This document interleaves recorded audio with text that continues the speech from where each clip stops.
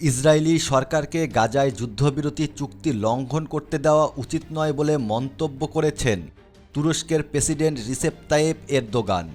তুরস্কের president Recep Tayyip Erdogan গাজার জনগণের প্রতি তাদের বাধ্যবাধকতা বজায় রাখতে আন্তর্জাতিক সম্প্রদায়ের প্রতি আহ্বান জানিয়েছেন।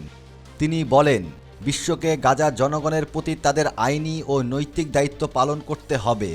গাজার যুদ্ধবিরতির চুক্তির বিষয়ে এরদোগান বলেন, ইসরায়েলি সরকারকে যুদ্ধবিরতি লঙ্ঘন করতে দেওয়া উচিত নয়। তিনি আরও বলেন, 50,000-এরও বেশি মানুষ, যাদের বেশিরভাগই নারী ও শিশু নিহত হওয়ার পরও গাজা আত্মসমর্পণ করেনি। তাদের দমন করা যায়নি। গাজাবাসীরা নিপীড়কদের কাছে মাথা নত করেনি।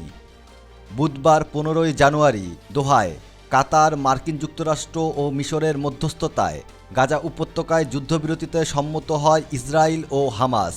এটি আগামী রোববার অর্থাৎ 19 জানুয়ারি থেকে কার্যকর হওয়ার কথা রয়েছে।